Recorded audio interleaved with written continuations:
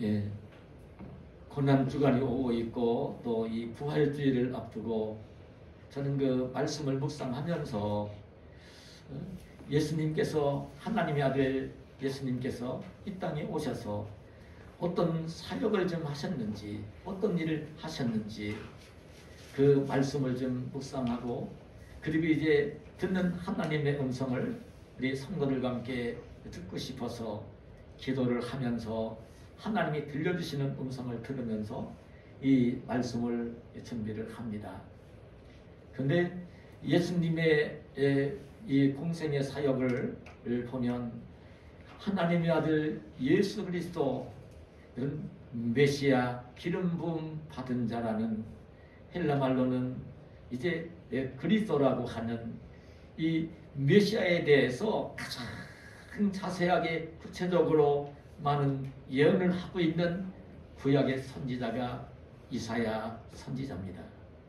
이사야 선지자는 유다 왕국의 우시야 왕, 요담 왕, 아하스 왕, 히스기야 왕 시대에 걸쳐서 오랫동안 선지자 사역을 감당한 인물입니다. 시편 다음으로 성경 가운데는 가장 많은 분량의 성경을 기록한 선지자입니다. 이사야 선지자입니다. 이사야 선지자는 이사야 7장 14절에서 하나님의 아들 메시아가 이 땅에 올 때에 처녀를 통하여 이 땅에 오신다고 예언을 해주고 있고요. 그리고 이사야 9장 6절에서는 하나님의 아들이 이 땅에 오실 때에 아기로 오신다는 말씀을 기록을 해주시고 있고요. 이사야 53장에는 이 하나님의 아들로 오신 메시아가 정말 택한 지혜 백성들을 위하여 죄도 없으시면서 그 죄 지은 백성들을 구원하시기 위해서, 감당하시기 위해서 고난을 당하시며 죽으시며 무덤에 묻히실 것을 이렇게 기록을 해주고 있는 모습을 봅니다. 그러니까 제가 지난주일 예수님이 이 땅에 오셔서 어떤 사역을 하셨는지를 이제 제가 지난 주일에도 강론을 했는데요. 그 말씀, 이 땅에 오셔서 예수님 메시아이신 하나님의 아들이 어떤 일을 하실 것인가를 예언하며 기록해 주고 있는 말씀이 여러분 이사야 61장 1절과 2절인 것입니다. 거기서 그렇게 예언을 해줍니다. 주의 성령이 내게 임하셨으니 이는 가난한 자에게 복음을 전하게 하시려고 내게 기름을 부으시고 나를 보내사 포로된 자에게 자유를, 눈먼 자에게 다시 보게 함을 전파하며 눌린 자를 자유롭게 하고 주의 은혜의 해를 전파하게 하려 하심이라.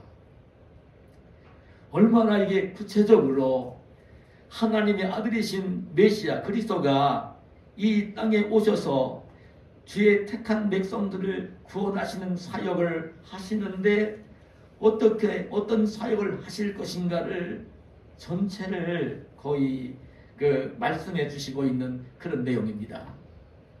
그래 예수님은 자기가 자란 고향인 나사렛에 가셔서 해당에 그 안식일 날 그 마을 주민들이 거의 해당에 모였을 때에 지금 그 성경을 관리하고 맡은 자, 저는 그 해당장으로 여기는데 그 해당장이 성경 이사야 성경을 건네줄 때에 예수님은 이사야 성경을 펼쳐서 오늘 여기 이사야 61장 1절 2절을 읽어주시면서 그 오늘 해당에 모인 그 마을 주민들에게 이 글이 너희에게 임하였느니라.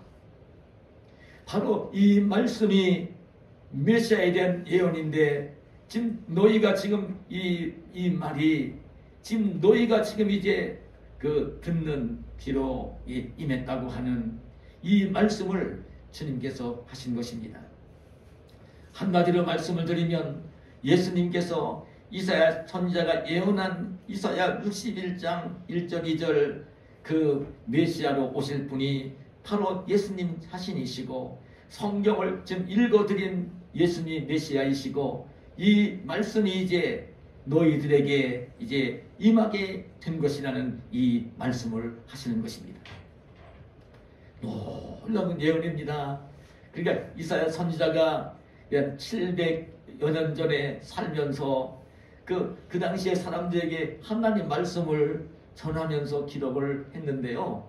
이 말씀은 전적으로 하나님의 아들 예수 그리스도에 대한 말씀을 예언을 하며 기록해 준 말씀인 것입니다. 아마도 이사야 선지자 당시에 이 말씀을 듣고 있는 그 이스라엘 백성들은 이 말씀의 의미를 깨닫지를 못했을 것입니다. 그리고 영의 귀가 열리지 아니하고 영의 눈이 열리지 않은 사람은 이 말씀을 아무리 들어도 깨닫지를 못할 것입니다. 근데 예수님이 어떤 일을 하러 오셨느냐면, 지난 시간에 제가 말씀을 드렸어요. 예수님은 가난한 자에게 복음을 전하시러 오셨다는 말씀을 하셨어요. 그 가난은 이 물질적으로 가난한 것을 의미하는 것이 아니라 심령, 마음으로 가난한 사람, 자기 생각으로, 욕심으로, 교만으로, 자기 잘난 것으로 가득 찬 사람한테는 하나도 들리지 않는, 상관이 없는 마음이 가난한 자에게 이 복음이 들려 전해지고 들려지고 깨달아지고 믿게 되어진다는 이 말씀을 주님께서 하셨고요.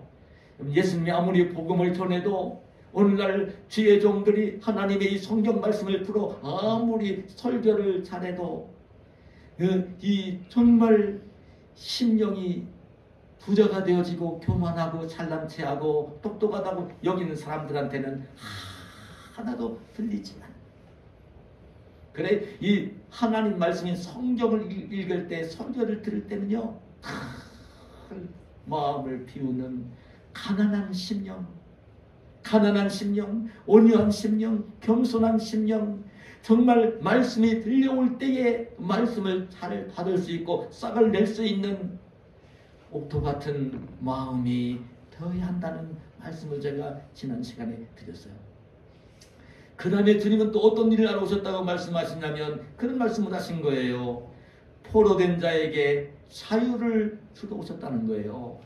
포로된 자, 이 포로는 말씀을 드렸지만 죄에 대한 포로입니다. 죄로 인해서 죄가 가져온 형벌로 인해서 주어지는 이 포로, 죄의 포로에서 해방을 시키고 자유를 주시러 예수님이 오셨다는 이 말씀을 하신 것입니다.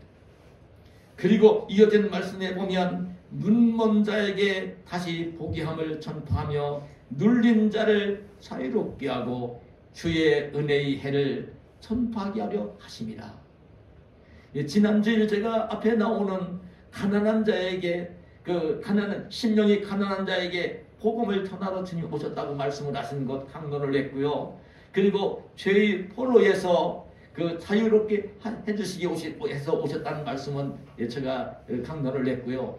오늘 이어지는 눈먼 자에게 다시 보게 하고 눌린 자를 자유롭게 하고 주의 은혜의 해를 전파하는, 오늘 이 말씀에 대한 강론을 지금 더 하려고 하는 것입니다.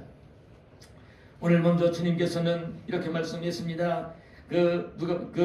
눈먼 자에게 다시 보기함을 전파를 한다고 하십니다. 눈먼 자에게 참 전파를 한다. 눈먼 자를 뜨게 하는, 눈먼 자의 눈을 열어주는, 그래, 눈먼 자를 눈을 열어서, 맹인의 눈을 열어서 보게 한다는 이 일을 위해서 주님이 오셨다는 말씀을 하시는 것입니다. 그럼 실제적으로 아무리 유능한 의사라고 하더라도 완전히 태어나면서부터 이 눈을 잃은 사람, 맹인의 눈을 뜨게 할 수는 없는 일입니다. 여러분, 유능한 의사는 이제 각막 20 정도를 할 수 있지만 정말 아무리 유능한 의사라도 태어나면서부터 아예 보지 못하는 그런 맹인으로 태어난 사람의 눈을 뜨게 해서 보게 할 수는 없는 일이에요. 근데 성경에 보면 예수님은 하나님의 아들이시기 때문에 복음서에 보면 이 앞을 보지 못하는 맹인들의 눈을 뜨게 해주신 기적의 사건들을 복음서에는 여러 번 기록을 하는 것을 봅니다. 이 앞을 보지 못하는 맹인들이 너무나 고통스러워서 예수님을 찾아와서 예수님, 나를 좀 불쌍히 여겨주세요. 나는 보고 싶어요. 그렇게 이야기를 할 때에 맹인의 눈을 열어서 보게 하시는 기적을 행하셨어요. 이런 디메오의 아들 바디메오라든지 여러 맹인들의 눈을 뜨게 해주셨어요. 그런데 요한복음 9장에 보면 나면서부터 아예 보지 못했던 맹인의 눈을 예수님께서 열어서 보게 하시는 기적을 행하셨어요. 그러고 난 뒤에 그 사람들이 웅성거리고 이야기할 때에 예수님이 어떤 말씀을 하셨냐면 요한복음 9장 39절에 보면 예수께서 이르시되 내가 심판하러 이 세상에 왔으니 보지 못하는 자들은 보게 하고 보는 자들은 맹인이 되게 하려 함이라. 예수님이 그런 말씀을 하세요. 보지 못하는 자들은 보게 하고 보는 자들은 오히려 보지 못하는 맹인이 되게 한다는 이 말씀을 하시는 것을 봅니다. 여러분, 그러므로 여기에서 이 말씀은 그 눈먼 자를 뜨게 한다는 이 말씀의 의미는 단순히 그 육신적으로 앞을 보지 못하는 맹인의 눈을 뜨게 한다는 이 의미보다는 이 어떤 말씀이냐면 예수님은요, 이 영적인 눈을 뜨게 하는 영의 눈을 뜨게 하러 오셨다는 말씀을 하시는 것입니다. 육신의 눈은 열려 있으면서도 영적인 눈이 어두워져서 영적인 눈이 멀어서 아예 보지 못하는 영적으로 맹인이 된 사람들 눈을 뜨게 하시기 위해서 오셨다는 이 말씀을 하시는 것입니다. 여러분, 영적인 눈, 영의 눈이 안 보이게 되어지면 영의 눈이 닫혀서 아예 어두워져서 안 보이면 그 영적인 것이 하나도 보이지 않는 것입니다. 육신적인 눈만 열려 있고 영안이 닫혀 있으면 영적으로 보아야 되는 영적인 것들이 하나도 보이지 않는 것입니다. 근데 여러분, 참 미안한 이야기지만 예수님을 안 믿는 사람들, 아직도 예수님을 모르는 사람들, 안 믿는 사람들은 다 영적으로 맹인들인 것입니다. 예수님을 믿지 아니하고 예수님을 안 믿는 사람들은요, 영적으로 맹인이기 때문에 여러분, 영적으로 보아야 되는 하나님, 영이신 하나님을 볼 수가 없는 것이고요. 영적으로 맹인이 되어지면 하나님 나라 천국이 보이지 아니하고요, 믿지 않는 자가 가야 되는 지옥도 보이지 않는 것이고요. 영적인 눈이 어두워지면 정말 어떤 아무것도 보이지 않는 것입니다. 내세가 안 보이는 것입니다. 천국과 지옥이 안 보이는 것입니다. 영적인 눈이 맹인이 되어지면 육신적인 눈만 뜨고 바라보면 육신적인 눈을 두고 볼 수 있는 나무나 보이고 풀이나 보이고 집이나 보이고 바다나 보이고 아름답게 여기는 꽃이나 보이고 세상의 것들은 보입니다. 육신적인 눈만 뜨고 있으면 세상에 살 때에 어떻게 하면 더 내가 더 잘 살 수 있을까? 그 돈이 보이고 명예나 보이고 권세나 보이는 것입니다. 썩어지고 없어질 것, 영원하지 않은 것, 썩어지고 없어질 것들만 육신적인 눈을 뜨고 바라보면 다 그런 것만 바라보이는 것입니다. 이 땅에 사는 날 동안 자기가 더 평안하게 살 수 있고 명예롭게 살 수 있고 더 부유하게 살 수 있고 그 할 수 있는 남들이 부러워하는 돈만 보이고 명예나 보이고 권력이나 보이고 그렇게 하는 것입니다. 그건 다 썩어지고 없어질 것들입니다. 영안이 열려야만 여러분 하나님이 보이고 내세가 보이고 천국과 지옥이 보이고 그것이 영안이 열려야만 영적인 것이 보이는 것입니다. 우리 예수님은 영적인 눈을 밝혀주러 오셨다는 이 말씀을 하시는 것입니다. 여러분, 예수님 당시에도 영적인 눈이 어두웠던 사람들이 있습니다. 맹인된 사람들이 너무나 많이 있었습니다.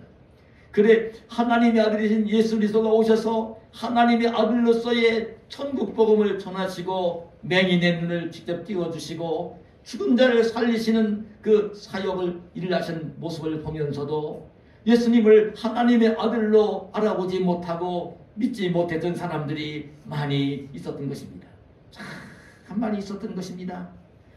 지금 예수님이 지금 고향마을 나사렛에 가서 회당에서 이 말씀을 가지고 이제 설교를 하시는데 설교를 듣고 있는 고향 사람들이 하나도 예수님을 영안이 열리지 않아서 하나님의 아들 메시아로 알아보지 못했습니다. 하나님의 아들이 와서 직접 하나님의 아들이 말씀을 전하는데도 알아보지를 못했습니다. 예수님을 낭떠러지로 끌고 가서 떨어뜨려 죽이려고 했습니다. 그 예수님이 이랬습니다. 선지자가 고향에서는 그 환대를 받지 못한다는 이야기를 예수님이 그래 하신 것을 보는 것입니다.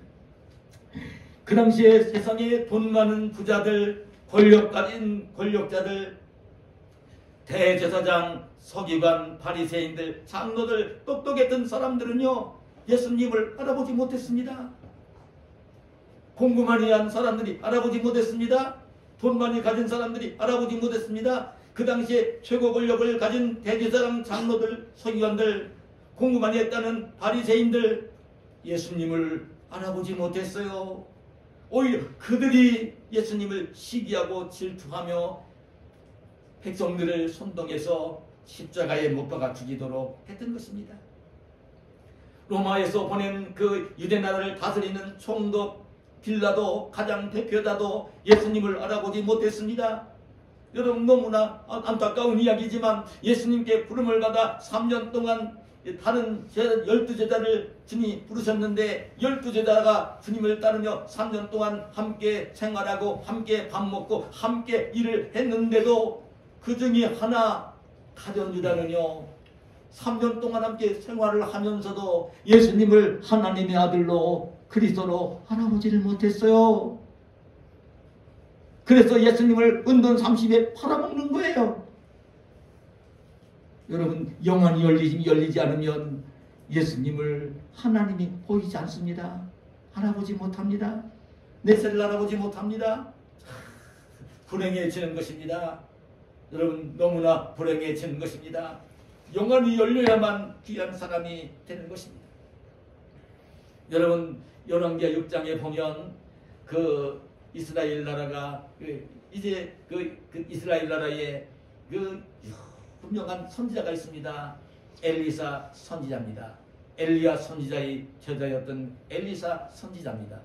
엘리사 선지자는 늘 하나님의 음성을 들으면서 영적으로 굉장히 밝으셨어요. 그래서 나라를 다스리는 왕에게 종종 하나님의 뜻이 담긴 말씀을 왕에게 말하자면 그 권면을 했어요. 지금 그 당시 북쪽에는 아람 나라가 굉장히 강한 나라인데 아람 나라가 종종 침략을 해와서 나라가 어려움을 겪고 있었기 때문에 엘리사 선지자는 왕에게 주문을 냈습니다. 왕이시여, 왕은 이 수도인 사마리아 성에서 다니실 때에도 어떤 지역은 절대 가시면 안 됩니다. 그 적들이 자객을 보내서 위험을 당할 수 있습니다. 일깨워주는 거예요. 그래도 이제 아람 나라에서 이스라엘 나라를 공격해서 정복을 하고 빼앗기 위해서 이제 그러기 위해서는 왕을 암살하면 으뜸이잖아요. 1등이잖아요. 그러니까 사람들을 보내가지고 왕이 잘 다니는 길목에 매복을 하고 있다가 왕을 암살하려고요. 자객들을 군인들을 보내는 거예요. 그럴 때에 그걸 알고 있는 엘리사 선지자가 왕에게 코치를 하는 거예요. 왕이시여, 그런 데는 가시면 안 됩니다. 그런데 참 놀라운 일이에요.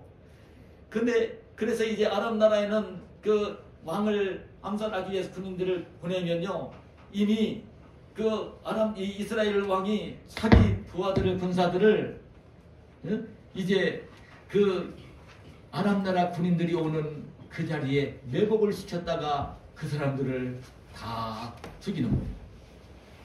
그럴 때에 아람 나라 왕은 자기 신하들 모아놓고 화를 내는 거예요. 여러분들 가운데 아무리 봐도 첩자가 있는가 보다, 간첩이 있는가 보다.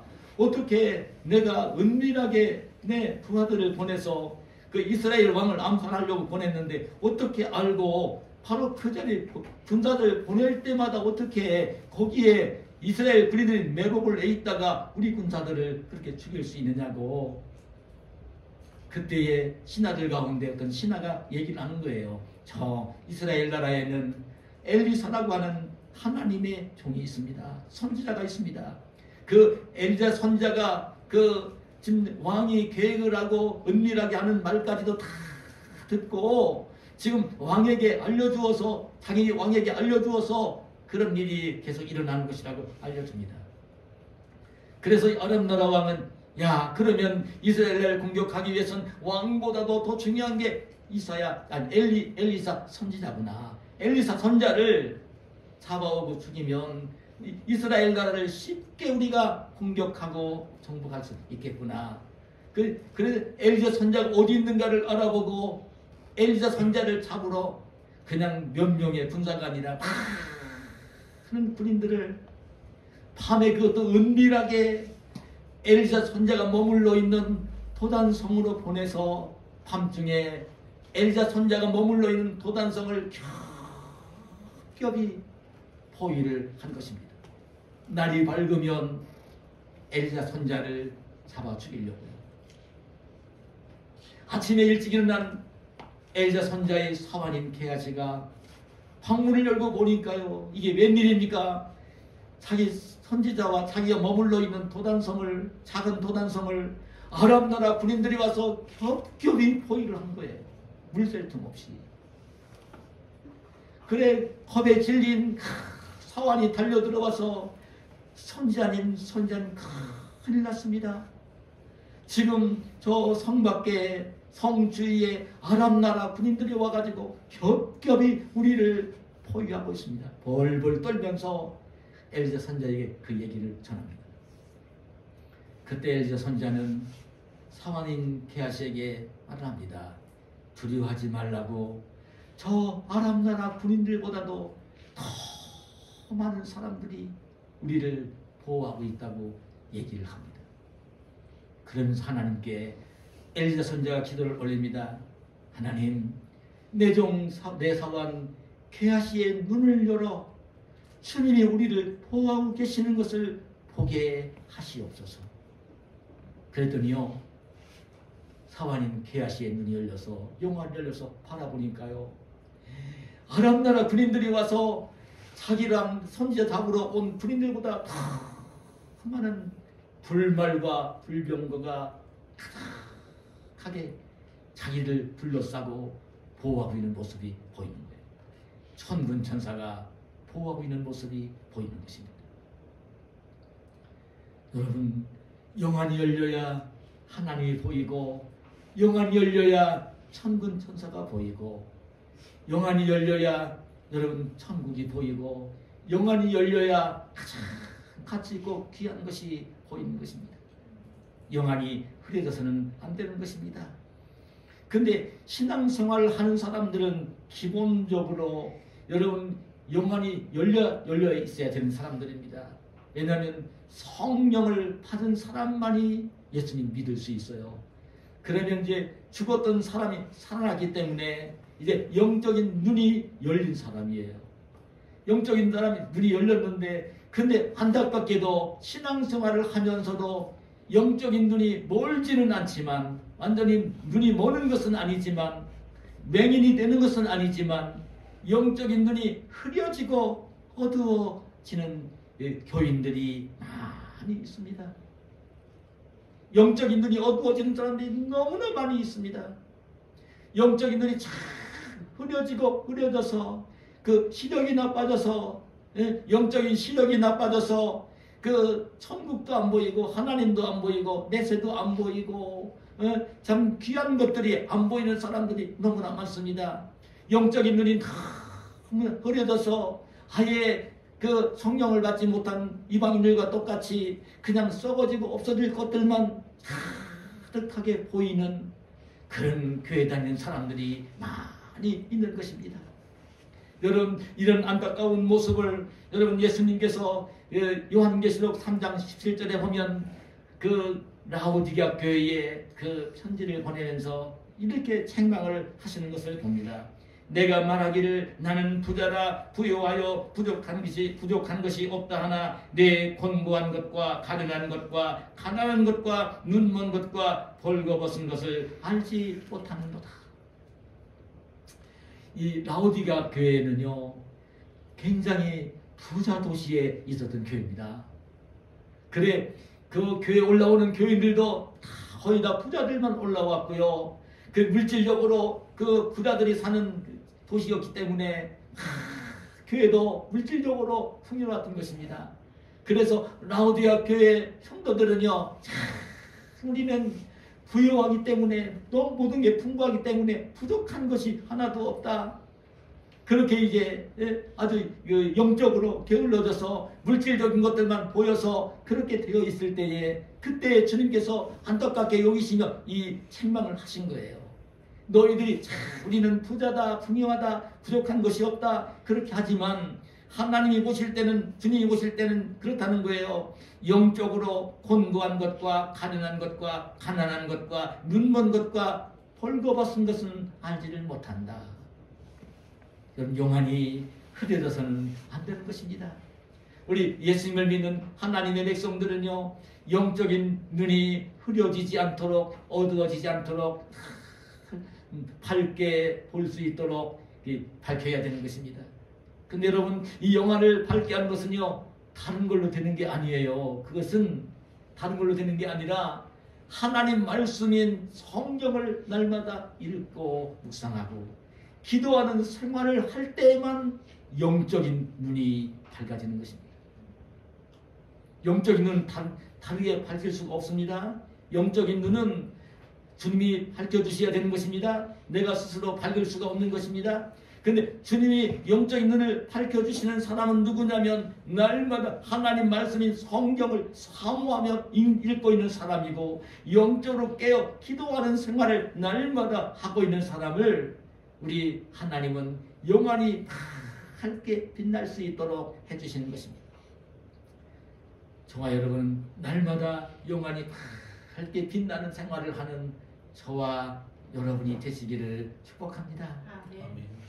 여러분, 그리고 주님은 뭐라고 말씀하셨냐면 눌린 자를 자유롭게 하고 눌린 자를 자유롭게 한다는 거예요.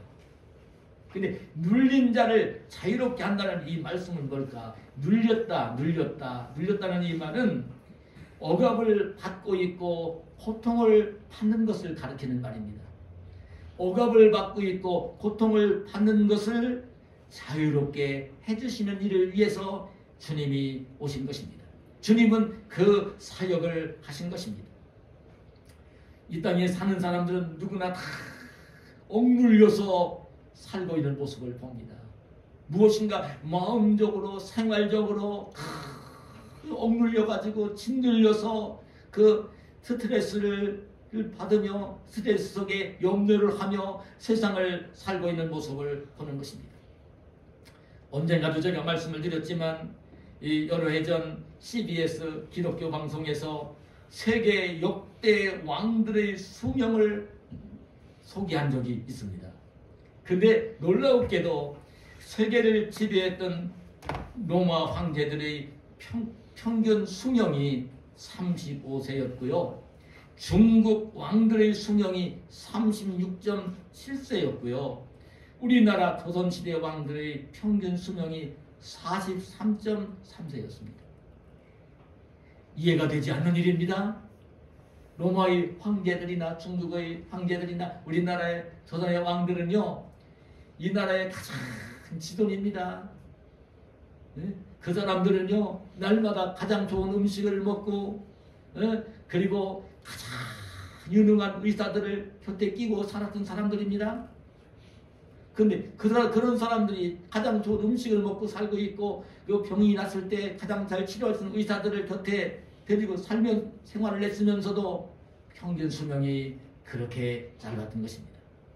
왜 그러냐면요, 왕 노릇하면서 받는 스트레스 때문에 그 염려를 해소하지 못해서 그런 병이 왔던 것입니다. 억눌려 살았기 때문에 평안을 누리지 못하고 살았기 때문에 그렇게 오래 살지 못한 것입니다. 여러분, 의사들이 이구동성으로 한 이야기가 있습니다. 사람에게 제일 나쁜 것은 스트레스라는 말을 합니다. 스트레스가 쌓여서 염려가 되어지고 염려가 깊어지면요, 제일 먼저 찾아오는 게 정신적으로 우울증입니다. 우리나라에 우울증 환자가 너무 많이 생겨나고 있습니다. 우울증이 생겨납니다. 여러분, 그 스트레스를 또 받으면요, 우리 몸에 가장 안 좋은 암병도 생겨나고 당뇨병도 생겨나고, 이 스트레스를 받으면 혈압도 높아지고 만 가지 병의 원인이 스트레스라고 하는 것입니다. 이 스트레스가 얼마나 우리 몸을 해롭게 하는지 모릅니다. 여러분, 의사들은 그런 얘기를 합니다. 이런 좋지 않은 모든 질병들의 60%가 이 스트레스 때문에 온다는 이야기를 하는 것입니다. 이걸 해소하지 못하면, 해결하지 못하면 병이 오는 것입니다. 정신적으로 병이 오기도 하고 육신적으로 병이 오기도 하는 것입니다. 그런데 이렇게 생활을 하면서 겪는 그 스트레스를 어떻게 해결을 해야 되느냐, 이를 주님이 해결하시기 위해서 오셨다는 말씀을 주님께서 하시는 거예요. 세상을 살면서 받는 그냥 스트레스, 내가 해결할 수 없어서 두려워지고 염려가 되어지고 고통스러운 이런 것들을 해결해 주시기 위해서 주님이 오셨다는 것입니다. 주님은 그 마태복음 11장 28절에서 그런 말씀합니다. 수고하고 무거운 짐진 자들아 다 내게로 오라. 내가 너희를 쉬게 하리라. 나는 마음이 온유하고 겸손하니 나의 몽에를 메고 내게 배우라. 수고하고 무거운 짐, 스트레스를 주고 있는 짐들을 진 자들아 다 내게로 오라고, 내가 너희를 쉬게 해주겠다고 얘기를 하십니다. 그런데 이는 내 몽에는 쉽고 내 짐은 가벼우리라, 이 말씀을 하세요. 내 몽에를 보고 내게 배우라고 하시면서 이는 내 몽에는 쉽고 가벼움이라 얘기를 하십니다. 이 말씀은 뭐냐면, 여러분, 몽에를 지금 내가 지고 있는 몽에를 나에게 좀 맡기라는 뜻입니다. 내가 짊어지고 있는 그 스트레스를 받으면서 고통을 당하며 억눌리고 있는 그것들을 맡기라는 것입니다. 몽에라고 하면 젊은 애들은, 어린아이들은 모를 겁니다. 몽에라는 말은 그 시골에서 농사를 짓는 농부들이 그 밭이나 논을 갈고 짐을 실을 때 소위에다가 밭을 걸을 쟁기를 걸고 짐을 실을 얹을 때 소위 그 목에다 걸어주는 게 몽에입니다. 그게 몽에입니다. 그런데 예수님이 그 말씀을 하시는 거예요. 예수님이 몽에를 메고 가는데, 그 내 몽에를 메고 내게 배우라. 예수님 몽에는 다 젖을 테니까 너는 그 몽에에다가 내 어깨만 걸치고 그냥 지를 따라오라는 이 말씀을 하시는 것입니다. 그리 몽에는, 몽에를 지라는 이 말씀은요, 몽에를 지고 따라오라는 이 말씀의 의미는 그 인생길을 살면서 만나는 그 힘들을, 스트레스를 주고 있는 것들을 지금 혼자 짊어지고 그 고통스러워하고 억눌리지 말고 주님께 맡기라는 것입니다. 그래, 시편 37편 5절에 보면 내 길을 여호와께 맡기라 말씀하시고, 시편 55편 22절에 보면 내 짐을 여호와께 맡기라고 말씀하시고, 이 진리를 깨달은 베드로 사도는 베드로 전서 5장 7절에 너희 염려를 다 주께 맡기라, 이는 그가 너희를 돌보심이라 말씀하신 것입니다. 주님이 몽에를 쥐고 가시는 거에 다, 그러니까 주님이 짊어진 몽에 어깨만 얹히고 힘들이지 말고 주님의 길을 따라오라는 이 말씀은요, 이 말씀은 내가 이제 그 인생길을 가는데 인생길을 좀 하나님께 맡기라는 거예요. 여호와께 맡기라는 거예요. 내가 이 땅에 사는 날 동안 인생길을 걸어가고 있는데 걸어가는 인생길을 하나님께 맡기라는 거예요. 내가 짊어지고 있는 짐을 여호와 하나님께 맡기라는 거예요. 내가 지금 힘들어하고 있는 직장일, 어떤 일, 가정적인 문제, 그 공부하는 학생이면 공부하는 문제, 이런 짐들을 하나님께 맡기라는 거예요. 그러면서 이제 그 정말 그 인생길을 살면서, 그리고 이제 할 수 없이 일을 해야 되는 무거운 짐, 그게 직장일이든 사업이든 일을 하면서 고통을 통해서 오는 염려가 주어질 때에 그 염려를 내가 하고 있지 말고 염려를 다 주님께 맡기라는 것입니다.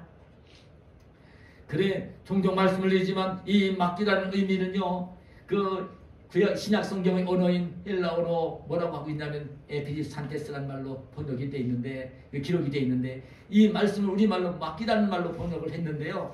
이 말은 어떤 뜻이냐면 위를 향하여라는 전치사 에피라는 말과 그리고 던진다고 하는 이 리토라는 말이 합해져 이루어진 에피리토라는 그 말이 시간이 정해져 있지 않은 과거 분사형으로 기록이 되어 있습니다.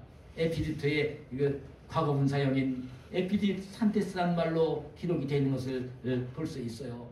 이게 무슨 말이냐면 내가 짊어지고 있는 짐, 이거는 부정과거, 지금 이게 과거 분사형이면 어떤 의미냐면요, 한번 던지고 나면, 맡기고 나면 도로 찾아오지 말라는 것입니다. 맡기고 난 뒤에 도로 찾아오지 말라는 거예요. 맡겼다가 찾아오고 맡겼다고 찾아오고 이렇게 하지 말라는 거예요. 그냥 온전히 맡겨드리는 것입니다. 주님께 온전히 맡겨드리는 것입니다. 주님께 맡겨드리고 주님의 길을 따라 평안을 누리면서 생활을 하라는 이 말씀을 하시는 것입니다.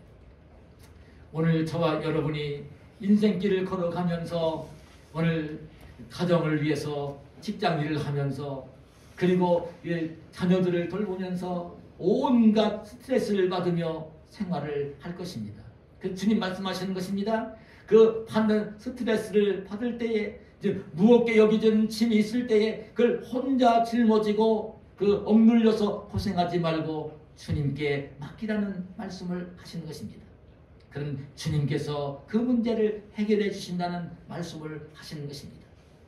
여러분, 억눌려 세상을 살지 말고 주님께 모든 것을 맡기고 평안을 누리면서 주님의 길을 따르며 사는 저와 여러분이 되시기를 축복합니다. 한 가지만 더 말씀을 드리면 그렇게 말씀했습니다. 주의 은혜의 해를 전파하게 하려 하심이라. 주의 은혜의 해라는 말은요, 태양을 가리키는 해가 아닙니다. 영어로 이어 그런 해입니다.